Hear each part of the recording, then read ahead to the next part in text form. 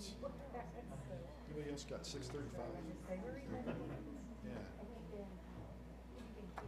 Back there's been misleading me.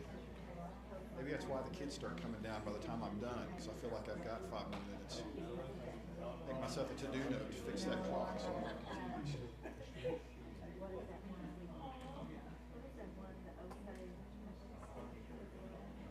All right, good evening. It's about time to begin. I've just discovered the clock at the back of the room is wrong, and that's the one I've been starting and stopping on. So I could still start on my watch and stop on that watch, and I get an extra 5 minutes or something like that. We're going to continue our study of a portion of Mere Christianity by C.S. Lewis, the morality section. Let's see. Jared, I haven't picked on you in a while. Could you say a word of prayer for us and we'll get started? There's some more piling in. You might wait for them. Maybe they are. Maybe we'll all stare at them.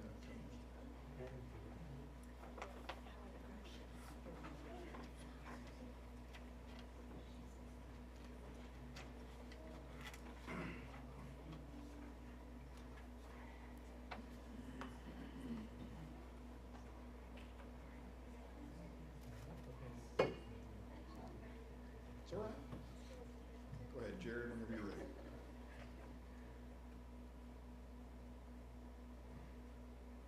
Lord, come forward. Thank you for this day that you've given us, that you blessed us with. Thank you for the rain. After not having it for so long, pray you would bless us. Pray you would help what needs to grow. Okay? We thank you for Jesus, what he's done. Thank you for his blood that saves us, making all things worthwhile through him. Pray you would help us to grow in the same way. Help us become more like Christ as each day goes by. Pray you would bless this time that we have together, the fellowship, to study your word and your will and what you would have us do with our lives. Pray that it would change us and it would help us to be the salt and light that you call us to be. Pray that we would be yours always, no matter what. We pray this in Jesus' name. Amen. Thank you. So we're going to continue. Today's lesson is on the cardinal virtues. Last week was the 3 parts of morality, and to decide whether or not I'm doing a good job, can anybody tell me any of the 3 parts of morality? Why are you talking about why do we need morality? Those questions or like the ship thing? The ship thing.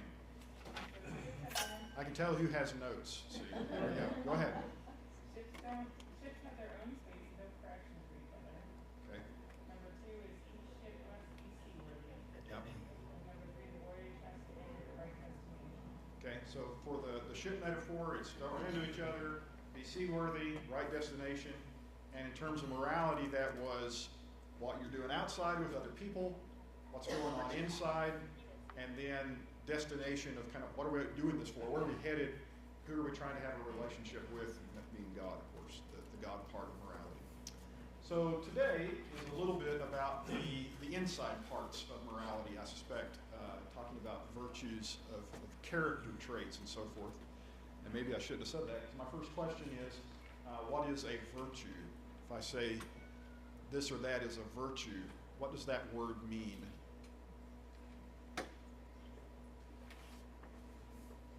Desirable quality. A desirable quality. Yeah. Any other adjectives you like? A behavior you'd like to emulate? Yeah. Okay. Character trait. Okay. All those, I think, hit pretty close to home. To give you a sense of what a virtue is, this isn't actually in the C.S. Lewis part. This is Ben's intro to C.S. Lewis. But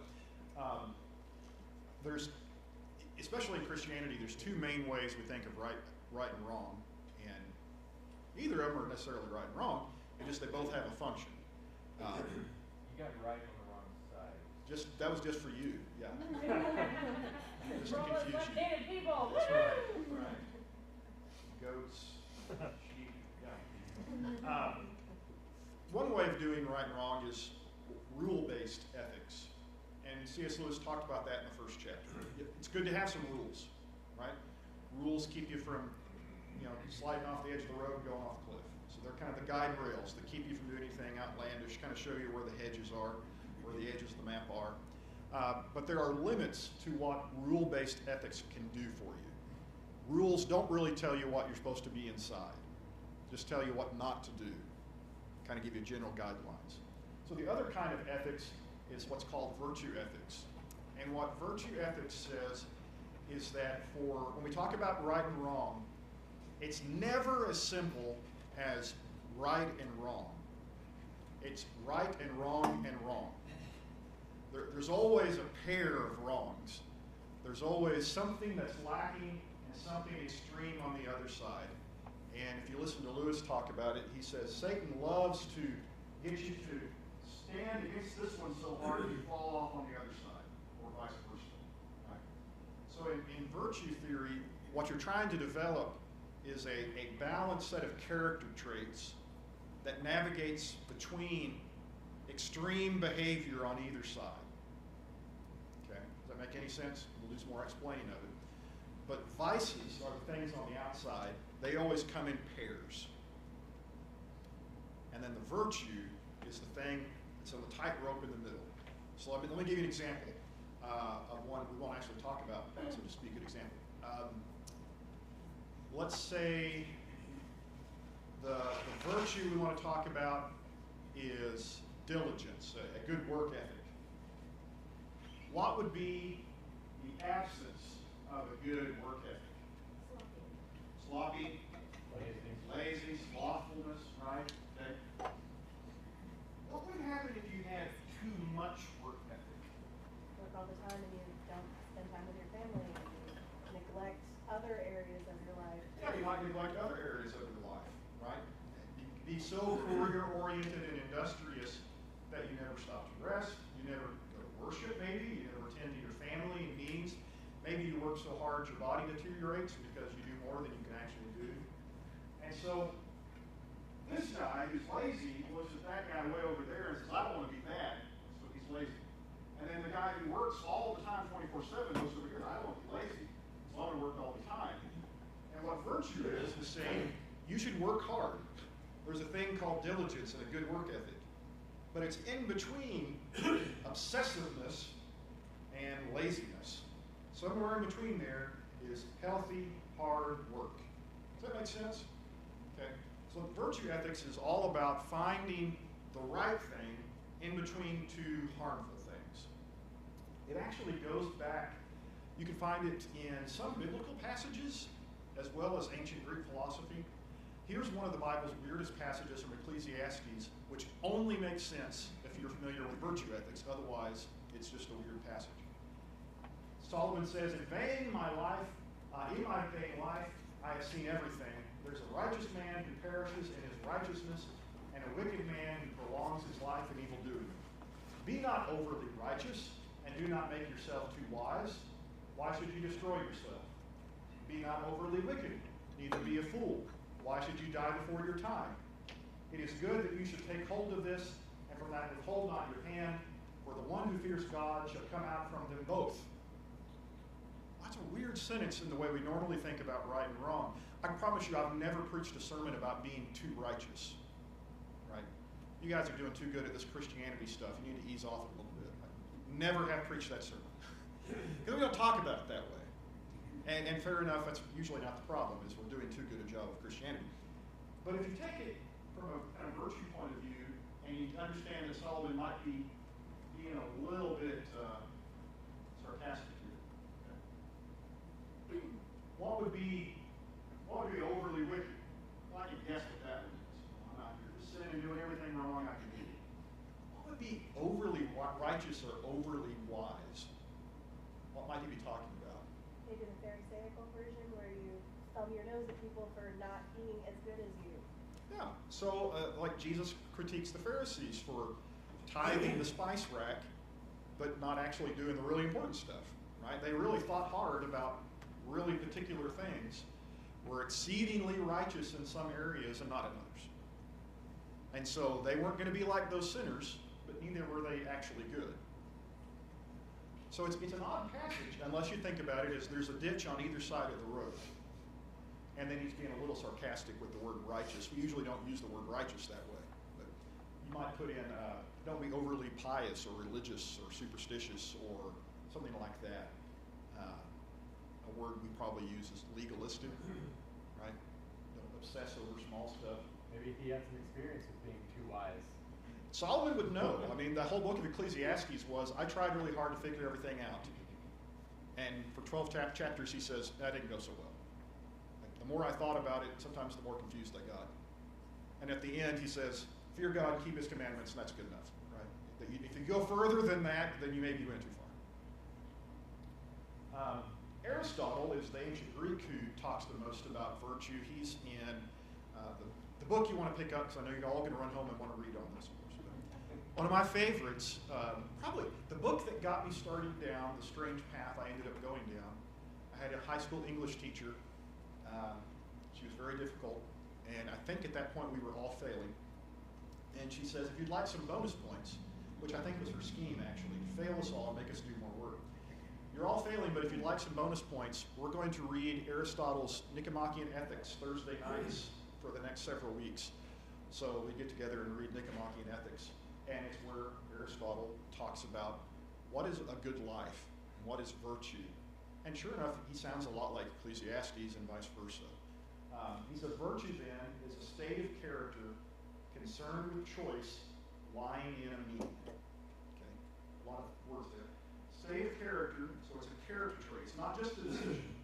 It's not one action. It's something you're going to do habitually, over and over and over and over again. It's concerned with choice. Your choices are going to come out of your character. You don't have to think about every possible scenario you might ever get into. You're developing good character, and when you get there, you'll know what to do. And then lying in a mean means the balance. Like it's in between two extremes. There's always going to be something on one side, something on the other. Okay. Augustine, later in the Christian tradition, talked about the virtues as well. And he said, I hold virtue to be nothing else than perfect love for God. The fourfold division of virtue I regard as taken from the four forms of love. He says, if you learn how to love right, you'll have all the virtues down, because they're all forms of love. What does it mean by four?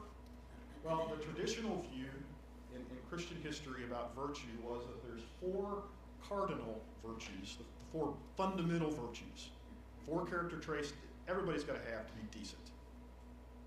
And pretty much everybody agrees on those, and that's the topic of Lewis's chapter tonight. Now, Christians also believe on three more, because we like sevens and we like threes. So, in addition to the four basic virtues that Aristotle believed in, guys like Augustine and Aquinas, the Apostle Paul, would say add faith, hope, and love. And that's what takes you from being decent to being Christ-like. So the four virtues that are the basic virtues that we'll talk about tonight and talk about how, Christians believe in those two, are prudence, temperance, justice, and fortitude.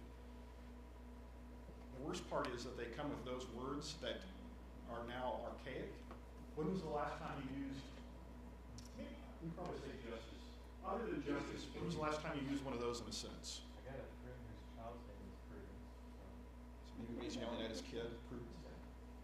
They're not common modern English words. They've kind of dropped out of fashion. So we'll have to find some modern words for it. Those are the basic ideas. One at a time. Prudence is the art of being thoughtful. Y'all cut it out. I see you giggling back there. I was just saying, Colin uses those words. Colin's not a normal human person. Yeah. He's an old soul. Is that what you're saying? Among other things, yeah. That's what Prudence is the art of being thoughtful. So Lewis will say, prudence means practical common sense, taking the trouble to think out what you are doing and what is likely to come of it. Okay. One of the basic things about being a decent human being is to take a little time to think about your actions. Okay. So let's think about that as a virtue for a minute, in between two extremes. What would be a lack of prudence? Headlong regardless of the outcome, not even considering. charge ahead and give no thought for any decisions you make. Thoughtless behavior. Plenty of that in the world, right? What would be an excess of prudence? So cautious you never decide. So cautious you never make a decision, right? I'm going to think about every possible scenario to death, right, and never actually do anything.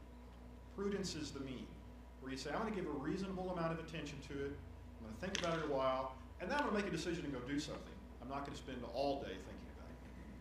Prudence is about common sense. Of course, the funny thing about common sense is there's no such thing, right? There's nothing common about it. It's not. We like to think there's such a thing as common sense. Common sense is what I have, right? Everybody thinks they have common sense, and the rest of you are dummies. But turns out we'd like to believe everybody has common sense. And it's taking the trouble to think about what you're doing and what's likely to come of it. So what's likely to happen, Timothy, if there's rain clouds out and you leave the window on your van rolled down? The antique quilt that my mother gave me gets wet. Gets wet, yeah. See? So prudence says, and roll that up, see? Something the Amish are really good at. Prudence, yeah. Thinking of all the consequences. Almost again to they push that as far as they can down that direction of overthinking sometimes. In Scripture, we might take it from Matthew chapter 10, verse 16. Behold, I'm sending you out as sheep in the midst of wolves, so be wise as serpents and innocent as doves. One of my favorite passages, actually, in the New Testament. Wise as serpents and innocent as doves. He doesn't want us Christians to be schemers, to be manipulative, to be any of those worldly things. Neither does he want us to be stupid. Wise as serpents. It's okay to be clever. It's okay to be thoughtful about what you're doing.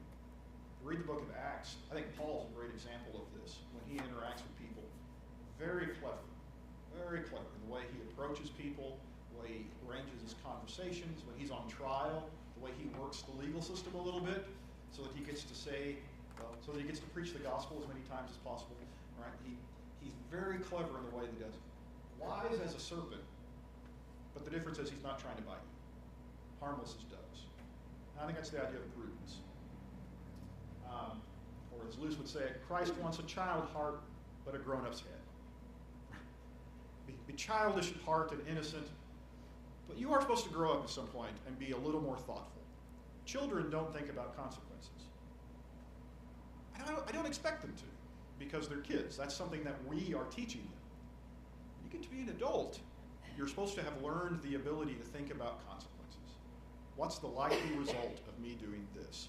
And the more experience you have, the more likely you are to be able to do that well. Augustine, he said everything is about love. So he said prudence is love making a right distinction between what helps it towards God and what might hinder it. So there's two things you can choose from. Neither of them right, neither of them wrong. Prudence says, which one helps me be better? Which one's going to help me get closer to God? That's prudence. Kind of making the practical decision of what's going to get me towards my actual goal of growing in Christ. So does that mean I have to be smart to be a good person? Got to be prudent? How's the question? Difference between prudence and intelligence. Yeah, quite a lot, actually, of a difference between prudence and intelligence. So you got to know, my background early on was in astrophysics. And in astrophysics, in that community, you were around some very special people. Right? To do that, your brain has to be wired in a particular way that may or may not have anything to do with prudence. And in that world, I remember about my junior year, when the light bulb came on, and I'm looking around at my professors and saying, I don't think I want to be one of these people. And it was the day that there wasn't an eraser for the chalkboard. And so rather than going to the room next door and getting an eraser, my professor took off his shoe and started wiping the board with his sock and thought it was a really cool idea. And I thought, okay, maybe this is not the life path I want to be on. Maybe these are odd ducks. Okay, true story, really happened. And he was really excited about it. Told everybody, I cleaned the board with my sock today. Yeah, bragged about it all day. Well, problem solving 101. Like there's a million other ways to do it. He went with sock. Yeah. So again, intelligence and prudence, not necessarily the same thing. Right? That you can have an abundance of one and not the other. For that matter, you don't have to be particularly smart in the intellectual sense to think about consequences, at least short term. Okay. So Lewis says it like this. It is, of course, quite true that God will not love you any less or have less use for you if you happen to have been born with a very second-rate brain. Odie, you're welcome. That one was just for you. Love you. He says he has room for people with very little sense, but he wants everyone to use what sense they have. Right? If he only gave you this much, use that much. Use all of it, right? However much sense God gave you, use that much sense. I'm sorry, Odie, that wasn't very nice. Well, it kind of goes back to what we were talking about when we were talking to our kids. Yeah. How exactly did you think this was How did you think that was going to end? Yeah. I know you're 12, and I'm not expecting you to be an adult, but how did you think this was going to end? Yeah. I'm not asking you to play chess. Just play checkers for a minute. Not 12 moves out. What was going to happen one step after you did this thing? That's prudence. That's all we're asking for with kids. Look one step ahead. And that's usually plenty. So yeah, use every little bit you got, however much that is. God will be very happy. Can we talk just for a minute about the way that he says second-rate brain instead of stupid? He's so kind. I like it. Okay. Temperance, the art of self-control. When you hear the word temperance, what kind of comes to mind? Or does anything come to mind for temperance? Sorry? Alcohol. Yeah. The temperance movement in history had to do with whether or not you ought to drink alcohol in American history. Like it was entirely, so because of that, in Christian thought in the last century or so, almost universally when you say temperance, like alcohol comes to people's mind. And that's the debate from the 20s, right? It's an old argument, but that's where it comes from. Lewis, who is not a teetotaler, said that's not what it is. He would say temperance referred not specifically to drink, but to all pleasures, and it meant not abstaining, but going the right length and no further. So temperance is the art of self-control. That whatever the pleasure is, do you have the discipline to enjoy the pleasure in an appropriate amount and circumstance? Okay. So what would be a lack of self-control? Eating the whole buffet. Eating the whole buffet. All right, to use our word from Proverbs, glutton, right? Or drunkard, right? To have no self-control whatsoever. Every time I partake of a pleasure, I take of it until it destroys me. Okay. What would be an excess of self-control? Calorie counting. Huh? Calorie Calorie counting. counting. Calorie counting. I was thinking maybe more like asceticism, like starving yourself would be one. Thinking that if I don't eat it all, that will make me more pure. Or any of the overt self-denial, like kind of stoic, I'm not going to enjoy life in any way, shape, or form because pleasure's bad. So that would be one end of the spectrum. And the other would be, I'm going to enjoy pleasure until it kills me. Okay. So temperance is, God made life to be good and enjoyable, and I'm going to try to enjoy it in the correct amounts and in the correct ways in the correct places and times. The right length and no further. And developing prudence will lead to a better handle on temperance. Yeah, they are interconnected, by the way. These four do overlap. Prudence, thinking about the consequences of your actions. Should I have one more of those? What will happen if I do? See, thinking about consequences helps you to understand what's the right amount. Interesting, the passage that I was thinking of doesn't actually talk about alcohol. It talks about honey, just to show that the idea applies to anything. It's not good to eat much honey, nor is it glorious to seek one's own glory. A man without self-control is It's like a city broken into and left without walls. So again, think about, let's get it away from alcohol just for a second. What would your kids have every night for dinner if it was entirely up to them? Right. Sorry? Something sweet. Something sweet. Ice cream. We have to there has to be an adult within eyeshot of the freezer at our house because Calvin will sneak in and grab ice cream at any time of day. He has no temperance whatsoever about ice cream. Okay. And again, children, I don't expect children to. That's something they're supposed to grow into.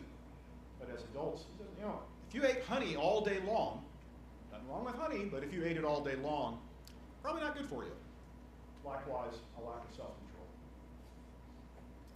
Paul, 1 Corinthians 9, 25, 27, every athlete exercises self-control in all things. They do it to receive a perishable wreath, but we an imperishable. So I do not run aimlessly. I do not box as one beating the air, but I discipline my body and keep it under control, lest after preaching to others, I myself should be disqualified. It's like an athlete. Can an athlete eat anything they want? Not if they want to win. Can an athlete starve themselves and take no calories in? Not if they want to finish, right? That there is a proper balance of calories to exercise that you need to maintain if you want to be healthy. So self-discipline is the metaphor Paul uses to describe how he's managing his life. Augustine says, temperance is love giving itself entirely to that which is love. Temperance is love keeping itself entire and incorrupt for God. That is, if I love God completely, then everything else I love in moderation. God's the thing I love without restraint, and the only thing. So because I love God without restraint, everything else just kind of goes in its little place. When I start loving something else without restraint, I kind of made it my God. That's the way I'm supposed to feel about God. What if I lack self-control in one particular area? What if there's some particular passion or pleasure I'm not able to control? What should I do then? Also a question. Probably stay away. Probably stay away from it, right? So Lewis would say, an individual Christian may see fit to give up all sorts of things for special reasons. But the moment he starts saying the things are bad in themselves or looking down his nose at other people who do use them, he has taken the wrong turn. There may be some area of life where you just have not managed to develop self-control. In that area, maybe abstinence is, from whatever that pleasure is the only way that you can manage your desires. Okay? He says, fine, do that. But that doesn't mean everybody else is in the same boat. Balance is the goal.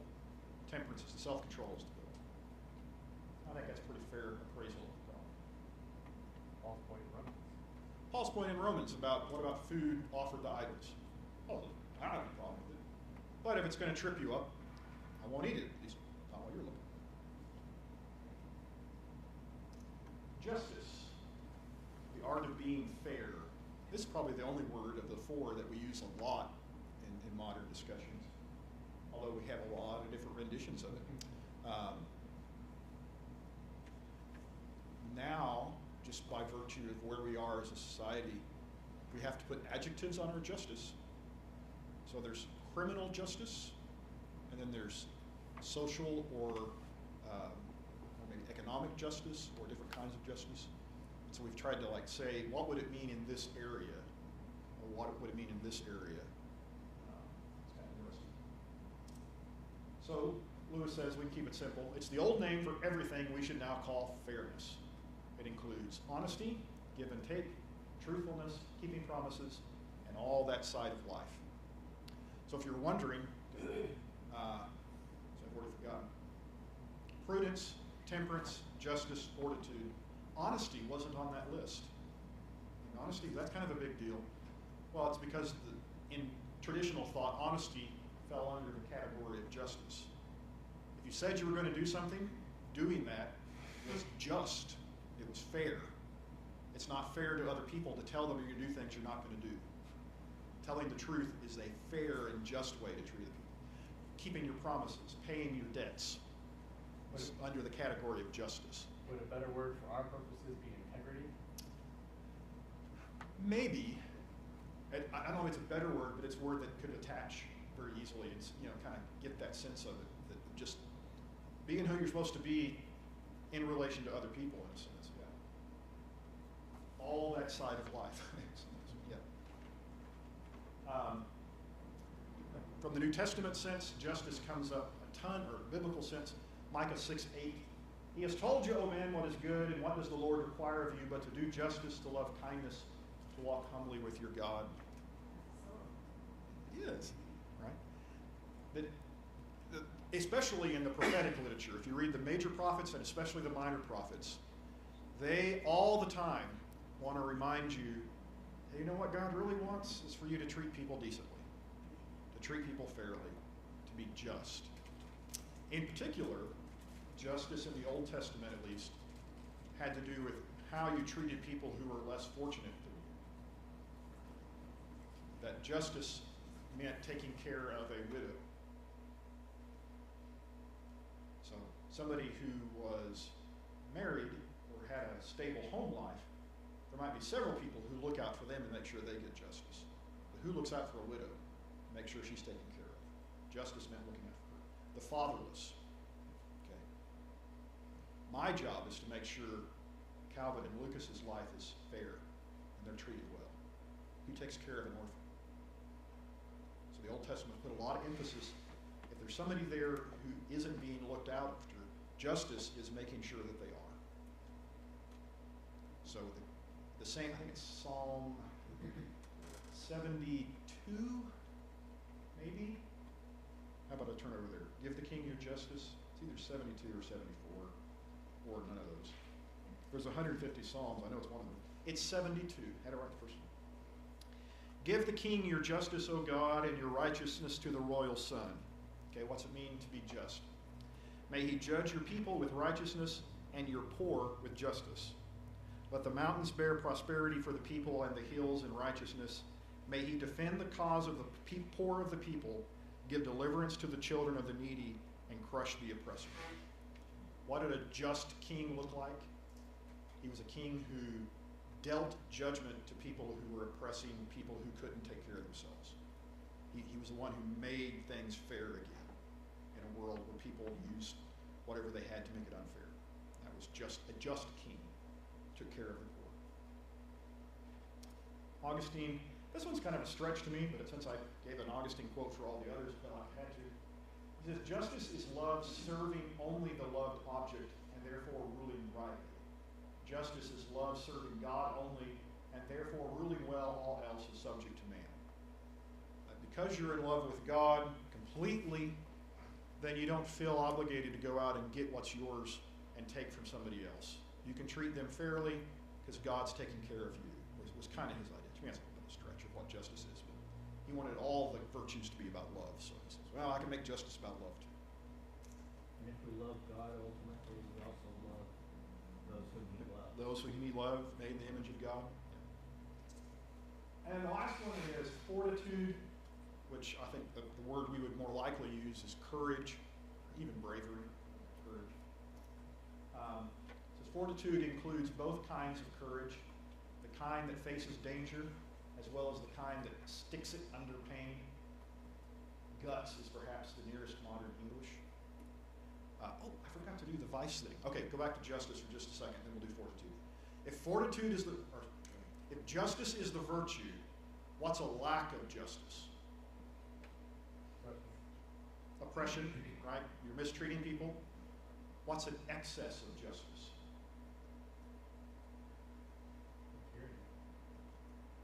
Purity, maybe. Tyranny. Oh, tyranny. Oh, that's tyranny.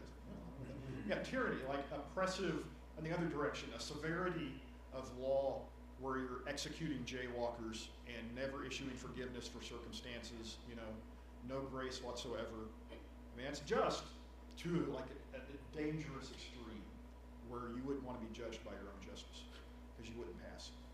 Okay. So biblical justice is, again, somewhere in between excess and lack. Courage. Courage is the middle. Guts, he says, right? What's a lack of guts? That one's easy. Cowardice. Cowardice, right? What's an excess of courage? Risk. You ever think about risk? Foolhardy is the old word that people used to use for it. So, I mean, there's a building on fire, okay? And you think there's someone in it. You refuse to go help them. It's a lack of courage, it's cowardice. You go in to help them, courage. You go in again because you thought it would look cool to go into a burning building. This is not courage anymore. This is madness, right? This is an excess. This is risk-taking for no particular reason, right? This is a young man's game. It makes no sense. Don't do this. So again, courage doesn't mean facing danger for fun. If you can avoid danger, you probably should, because prudence, prudence says think about the consequences of running into a burning building over and over again. Bad idea. Philippians talks about Christian courage quite a lot. Paul's our guy. He likes the word courage. It is my eager expectation and hope that I will not be at all ashamed, but that in full courage now, as always, Christ will be honored in my body, whether by life or by death. To me to live is Christ, and die is gain. Think about the life of Paul. Does he stop preaching the gospel when he's persecuted and threatened? No. So no cowardice. He's got courage. Does he stick around when the mob starts throwing rocks? He's okay with leaving town. Like there are other towns to go to. He'll stay, and he stays probably, if you read Acts, sometimes he stays a little longer than you might stay. But he stays, and then at some point, it's like, okay, time to go to the next town. Typically after you get stoned, that he leaves though. Yeah, it's usually after the rocks start flying, he's like, oh, maybe the time to go was a few minutes ago.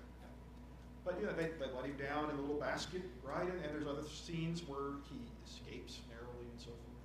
He's not trying to get himself killed. Is he willing to die? See the difference? For me to live is Christ. Living's just fine. He's fine living. He's also fine dying. He's going to do the right thing. So that's fortitude, courage. Augustine, fortitude is love, readily bearing all things for the sake of the loved object. Fortitude is love, bearing everything readily for the sake of God. You love someone, you carry whatever weight it is. You have the courage to face whatever there is to face. Probably, though, the best line on courage from C.S. Lewis isn't even in Mere Christianity. Anybody know what the screw tape letters are? Okay, so when you're done with Mere Christianity, you go pick up the screw tape letters. And it's a fictional set of letters that Lewis wrote pretending that a senior demon was sending letters to a junior apprentice demon and telling him how to destroy Christians. And so it's everything that Lewis wants to talk about Christianity, only intentionally said backwards. So when it says the enemy, he means God. The enemy doesn't want these people to learn. The enemy wants these people to learn forgiveness, so teach them how to hate each other. So it's demons discussing how to make Christians fail. And it's in that he has this line where he's trying to help young Screwtape learn how to teach people to be cowards. He says, courage is not simply one of the virtues, but the form of every virtue at the testing point, which means at the point of highest reality. A chastity or honesty or mercy which yields to danger will be chaste or honest or merciful only on conditions. Pilate was merciful till it became risky. So what the demon tells his apprentice demon is, you don't have to get them to give up all their virtue. Just make sure they don't develop courage. And then when it counts, they'll give up whatever virtue they had because they're not brave enough. So they can be honest when it's easy. Satan will let them do that. That's fine. As long as they fail when it matters. Oh, that hurts. That's a pretty good definition of courage. All the virtues at the testing. Okay. Before we wrap up and have some comments and discussion of that, he has a couple of final thoughts that he throws in at the end of the chapter where he's summarizing what Christians believe about in character. And he makes the point that there's a difference between doing and being, which is why we talk about virtue. There's a difference between doing some particular just or temperate action and being a just or temperate man. Someone who is not a good tennis player may now and then make a good shot. One of the things about Christian behavior is sometimes we overemphasize individual choices, and we forget that the goal is to be a good person who will then make good choices. But the goal is the character trait that we're trying to develop, something more long-term than an individual choice. That doesn't mean individual choices are unimportant, because all those individual choices is how you develop a character trait. But it's more than any one of them. It's about a character trait. What Aristotle would say back in Nicomachean ethics is, if you want to know whether something's good or not, imagine you did that for the rest of your life. Don't imagine making the choice once. Imagine making the choice over and over and over again every day for the rest of your life or for eternity. What kind of person would you be if you only made that choice? See, it's kind of the opposite of, we sometimes say, situation ethics, where like in a given situation you just measure the pros and cons and do whatever right at the moment. Aristotle says, well, forget the situation. Ask yourself, if you made this choice for eternity, what would you become if you only ever made that decision? And that's the difference that Lewis wants us to pick up too. It's not just about doing, it's about being. Otherwise, he says, we might come to 3 wrong conclusions, because preachers like 3. Apparently medieval scholars do too. He says we might think that provided you did the right thing, it did not matter how or why you did it. Whether you did it willingly or unwillingly, sulkily or cheerfully, through fear of public opinion for its own sake. I was having one of those, not here, so I'll just do that so you're not trying to look around the room and figure out who it was. At another church, once upon a time, was having a conversation, one of those awkward conversations where you have an unhappy church member and elders sit down and the preacher and, okay, what's going on, and so forth. And discussing the worship service and how it should be. And finally, I can't remember what the exact topic was, but one of the elders finally said, would you be happy in a worship service like that? The member said, it wouldn't matter. I'd be doing my duty. I remember kind of thinking, we might have missed something there, right? That if we're only here because there's a box and I have to check it, and I'm not going to enjoy that song, and I'm not going to enjoy that prayer, and I'm not going to celebrate communion, and I'm not going to give cheerfully, and I'm there with a frown on my face because I'm supposed to be.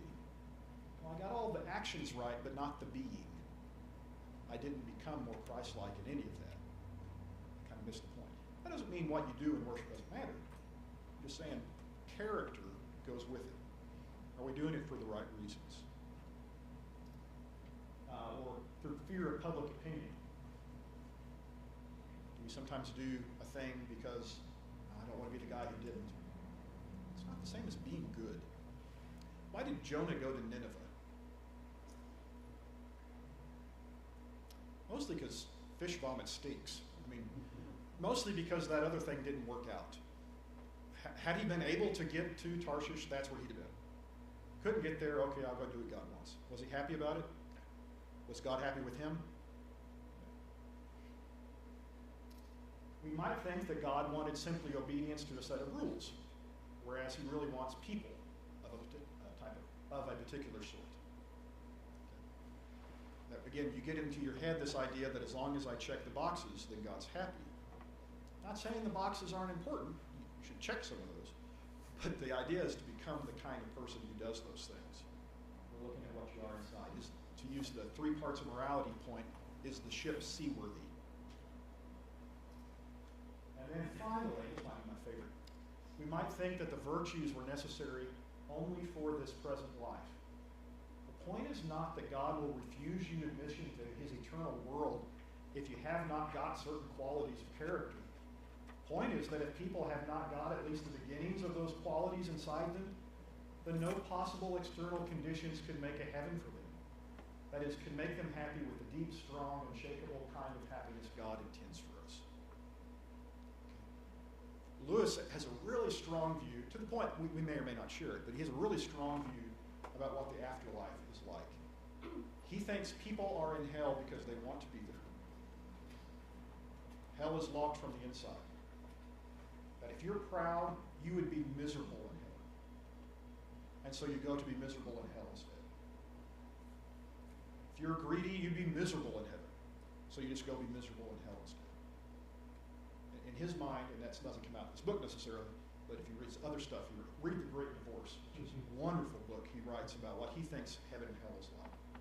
And in his mind, there are a lot of people, and this is the story of the Great Divorce, is there's people in his version of hell somewhere, Greytown, and there's literally a bus that takes them up to heaven and drops them off, and some people won't get off the bus. They're like, no, that doesn't look fun out there at all. Take me back down. And some of them get off the bus, and they don't like the grass. Like they're in this perfect mountain valley, and everything's beautiful, and they're like, the grass is kind of hard. I'm going back down. Like they find something to be miserable about, and they were, in a weird way, happier being miserable. And so God lets them take the bus back down. You don't have to agree with that, but that's kind of Lewis's view, is that morality is more than just, are you going to do the right thing so God will let you into heaven? Are you going to be the kind of person that would even want to be in heaven? Why would God want to be with you? What kind of person are you is the better question. What are we becoming? Or if we did this, remember Aristotle's point, what if you did this same thing over and over again for 1,000 years? What if everybody lives forever? And we become our character? What would we be? Some of us couldn't be in a heaven because nothing would ever make us happy. Because nothing has ever made us happy in our lives. If you are miserable each and every day of your life through selfishness, greed, and pettiness, do you think there's any way God can make you happy in heaven?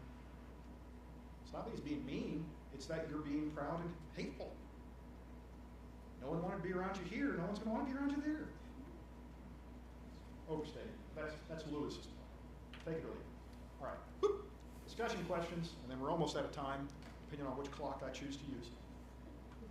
Here are my discussion questions. As always, you can read them or ignore them or do whatever you want and ask your own. But I was thinking, is this how we actually talk about morality? Is this how we teach it to our kids? Why or why not? I have a funny story about that one later. Comes up. Is it strange that the 4 basic building blocks of character in Christianity are also the basics of Aristotle's ethics? A Greek pagan philosopher? Does that bother anybody? Other than faith, hope, and love, what's missing from these 4 cardinal virtues? Can you really fit all the good things you're supposed to be under those 4 words? So what do you think about, those are just my questions. What do you think about the 4 virtues, and is that what we think Christian character amounts to, as Lewis seems to think it is? Other than faith, hope, and love, which get their own lesson later. I think I'm sorry. Well, another scripture that is talked about in the Bible is that the Lord works through our weaknesses. And so I think we should challenge ourselves to pursue something that maybe we haven't tried before, or to find someone that we admire and find out how they live their lives so that we can try to do that. So it's good that you bring that up. I don't want to get all technical or anything, but in rule-based ethics, all you need are a really good set of rules. In ethics, virtue-based ethics, how would you ever learn what a virtue looked like? My dear friend Cole Fakes just finished his dissertation this last year, and his dissertation was on using examples in the Bible for morality. How often the Bible says, be like that guy. Because if you want to imitate a virtue, you basically have to see someone else do it. So Paul will say things like, follow me as much as I follow Christ. Or have the faith of Abraham. Right? You almost have to see it, which is why the Bible's full of stories. Yes, there are pages of rules, but also tons of stories. And then it says, do it like that. And the centerpiece of the New Testament, there's little letters where Paul gives us rules. The longest books are 4 accounts of the life of Christ that say, here's what character looks like, be like this guy. So yeah, good examples are essential to developing a character-based strategy. Because when I want to tell my son, be brave, I have to like point at something and say, like that. I have to have some examples, which is why it's so important to do morality together. Rules I could probably follow on my own, maybe, but character is something we develop with other people. When young people sit next to old people and talk about things, it's when they learn character. You get them examples. Yeah, I'm glad you brought that up. You were going to say something, I think? As I say, I don't find it strange at all that the four basic, building blocks of character are the same as Aristotle's. Mainly because it's the basis of human character in general. It's what God puts in us so we don't just destroy each other. For the most part, and not, like I said before, not completely, but to an extent, people are born with some semblance of these virtues. Kids know that it's not right when things are not fair. Kids know that, even kids find out pretty quickly that if you overindulge in something, it goes bad. Tummy ache, yeah. Yep. Yeah, so I think, I think you're exactly right. That's probably my answer to that one, is that Aristotle's a great observer of people, of what's going on. And he notices things, and he says, this courage thing is a good thing. Now, what breaks down is, Aristotle can't tell you why it's good. So at the end, you say, why are these things good? He said, well, they are. And we don't Christians know say, because there's a God who is these things. Yeah, go ahead. you can end up with a society that teaches against us.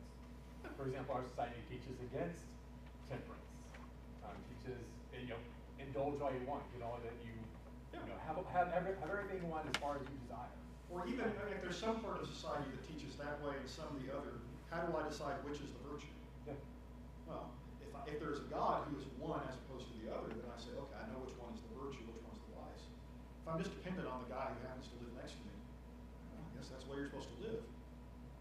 Which is what we do. Why do we have cycles of family problems that repeat the same problem in a family over and over again? Because your moral example was a bad example. So I learned, I got my vices and virtues switched from dad. And why break from that one chain To move the whole thing. very often? Yeah. Into the whole thing. Andy? I was just gonna say that it's more like number two. It's objective truth. Romans 1 says that God made it clear to everyone his qualities. Yeah. And so, even though he's a pagan philosopher, you can see there's things that have been made clear Yeah. to all people. The early church fathers were big fans of Aristotle, and they would say, hey, all truth is God's truth. And the fact that Aristotle stumbled on it doesn't mean the fact that it was just true. 2 + 2 = 4. It doesn't matter who tells you that. It's because of God and it's true. There it is. So yeah, I think that's right, that there are some things that God has just made obvious that we have to work to ignore. And so it doesn't surprise me when some pagan says, hey, honesty's pretty good. Some of the really strong atheistic modern philosophers will still say things like, we need to be honest. Because they don't get cheated. That's a good thing. I think humility might be missing as a virtue. Yeah. It's very connected to all of them, but it's also kind of its own thing. Yeah.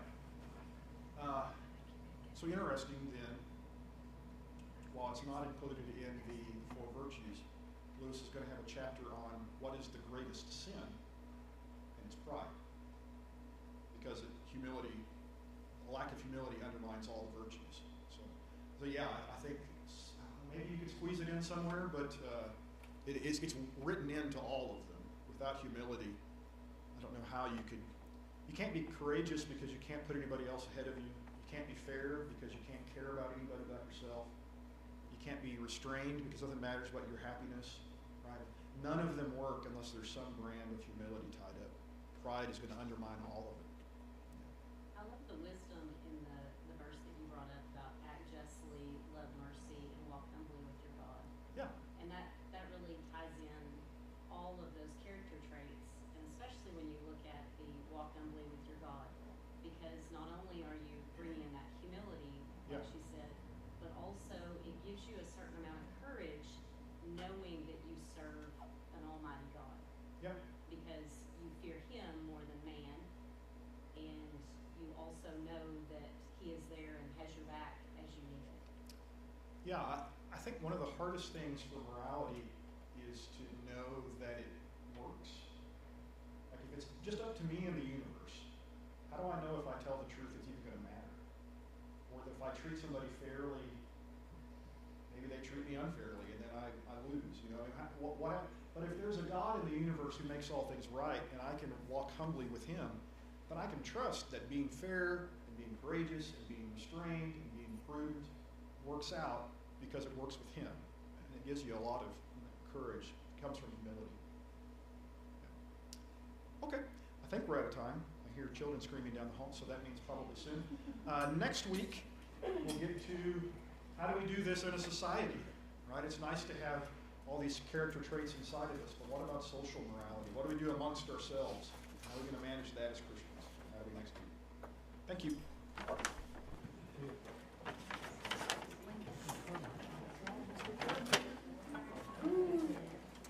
Here we go.